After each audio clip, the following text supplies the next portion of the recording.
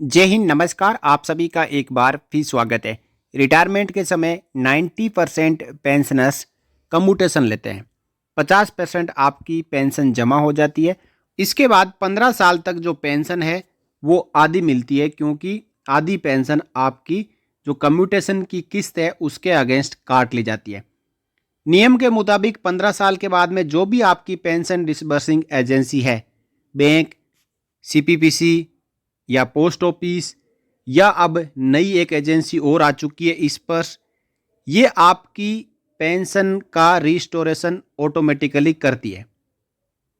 लेकिन प्रेजेंट समय में पेंशनर्स बैंक से पेंशन ले रहे होते हैं और इसी बीच उनका माइग्रेशन बैंक से स्पर्श में हो जाता है और उनका कम्यूटेशन पूरा कटता नहीं है, कुछ किस्तें बाकी रहती है। लेकिन माइग्रेशन के 2 महीने, 4 महीने, 6 महीने, 8 महीने, साल भर के बाद में जब भी उनका कम्यूटेशन पूरा हो जाता है, यानी उनका जो कम्यूटेशन लिया था उसकी रिकवरी हो जाती है, तो ये ऑटोमेटिकली रिस्टोर स्पर्श द्वारा नहीं किया जा रहा है, जिससे पेंशनर्स को लेटर, शिकायतें या कंप्लेंट जो अलग अलग तरीके से वो करनी होती है। ये करने के बावजूद भी ये कम्यूटेशन रिस्टोर नहीं हो पाता, क्योंकि इसके लिए एक एप्लीकेशन बनी हुई है। उस एप्लीकेशन को फिल करके आपको अपने पीडीए, बैंक, सीपीपीसी, स्पर्श, जहाँ से भी पेंशन ले रहे हो उसको भेजना होता है। एप्लीकेशन आप अपनी स्क्रीन पर देख पा रहे हो। ये पीसीडीए पेंशन प्रयागराज द्वारा जारी की गई एप्लीकेशन है और इस एप्लीकेशन को मैं पहले आपको समझाऊंगा कि आपको इसमें क्या क्या फिल करना है और किसको भेजना है। देखिए, application for restoration of commuted value of pension. Pensioner इसको खुद भरेंगे और अपने पेंशन डिसबर्सिंग एजेंसी को सबमिट करेंगे। यहाँ पे आप अपना नंबर लिख सकते हो और यदि बैंक से पेंशन ले रहे हो तो बैंक का नाम, और नहीं तो आप इस पर्स के ऊपर टिक कर सकते हो। भेजना किसको है? पेंशन डिसबर्सिंग एजेंसी को। बैंक से पेंशन ले रहे हो तो बैंक को भेजना है, सीपीपीसी से ले रहे हो सीपीपीसी को भेजना है, और इस पर से ले रहे हो तो इस पर को ये एप्लीकेशन भेजनी है। Restoration of commuted portion of pension after 15 years, यानी 15 साल के बाद जो कम्यूटेड पोर्शन था पेंशन का, उसका रीस्टोर करने के लिए ये एप्लीकेशन है। आगे इसमें आप लिखोगे, kindly restore my commuted portion of pension in terms of ministry of personal, PG and pension, department of pension and pensioners welfare, office memorandum number, जो कि 5 मार्च 1987 को जारी किया था। तब से लेकर अब तक इसी ऑफिस मेमोरेंडम के मुताबिक कम्यूटेशन काटा जाता है और रीस्टोर किया जाता है। इसमें अब आप अपने पर्सनल पर्टिकुलर और सर्विस पर्टिकुलर भरेंगे, जैसे कि आपका नाम ब्लॉक लेटर में, डेट ऑफ रिटायरमेंट क्या है, उसी के साथ जो पीपीओ नंबर, और अब आपका स्पर्श का पीपीओ आ चुका है तो स्पर्श का PPO number. Next, amount of pension commuted, यानी आपका पेंशन में से कितना अमाउंट कट रहा था। अमाउंट ऑफ ओरिजिनल पेंशन, और फुल पेंशन आपकी क्या थी। इसी के साथ name of accounts officer with the authority who issued PPO, जैसे कि आपकी पहले बैंक से पेंशन मिल रही थी तो आपका पीपीओ जो है जारी किया था पीसीडी ने, अब स्पर्श से मिल रही है, फिर भी आपका जो पीपीओ है वो स्पर्श द्वारा ही कोरिजेंडम पीपीओ जारी किया गया है। तो आपको यहाँ पे पीसीडीए पेंशन प्रयागराज या पीसीडीए नेवल मुंबई या फिर PCDA joint CDA air force Subroto park Delhi, जो भी आपका पीपीओ जारी करने की अथॉरिटी है उसका नाम लिखना है।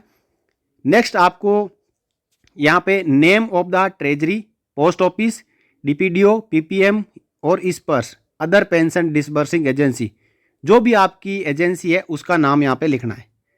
बैंक, स्पर्श, सीपीपीसी जो भी है उसका नाम लिखना है, और इसमें जो जरूरी नहीं है उसको आप काट सकते हो।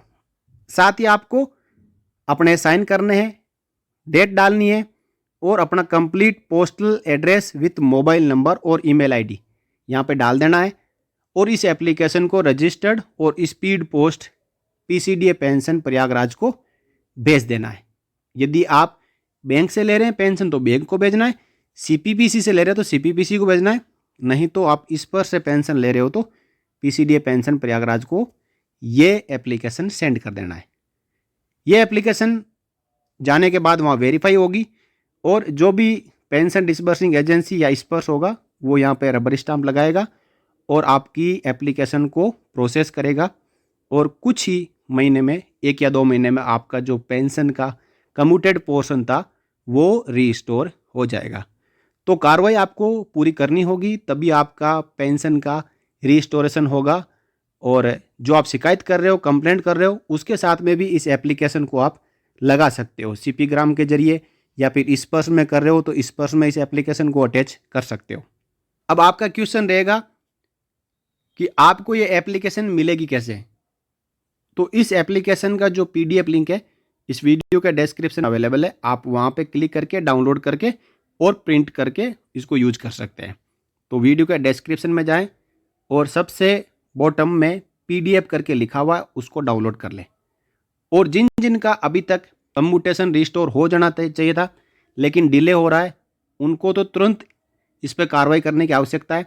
और जिनका फ्यूचर में भी होना है वो भी इसकी तैयारी करके रख लें, क्योंकि जब तक इस पर्स में 100% माइग्रेशन सभी पेंशनर्स का नहीं हो जाता तब तक उनका जो फंक्शन है वो स्मूथ फंक्शन नहीं होगा और ऐसी चीज़ें रुक जाती है, दब जाती है। जब पेंशनर पीछे पड़ता है तभी उसका काम होता है। तो इस कार्रवाई के लिए आपको थोड़ा सा एफर्ट लगाना होगा और यह इस एप्लीकेशन को पीसीडीए और बैंक और सीपीपीसी तक पहुंचाना होगा। बैंक और सीपीपीसी ऑलमोस्ट जैसे ही 15 साल होते हैं उनके पास में चेक लगा रहता है, ऑटोमेटिकली रिस्टोर हो जाती है पेंशन। लेकिन एक बार जब बैंक से स्पर्श में चलेगी पेंशन तो स्पर्श इसकी प्रॉपर कैलकुलेशन नहीं कर पाता या बैंक से कैलकुलेशन शीट नहीं जा पाती, जिसकी वजह से स्पर्श पेंशन को रिस्टोर नहीं करता है। ये एप्लीकेशन भेजने के बाद स्पर्श के ओर से कुछ लेटर या ईमेल या मैसेज भी आपको मिल सकता है जिसके ऊपर आपको कार्रवाई आगे करनी होगी।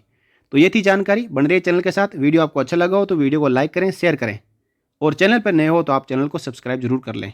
जय हिंद, जय Bharat, Vande Mataram. For more updates, subscribe to our channel and enjoy watching the videos.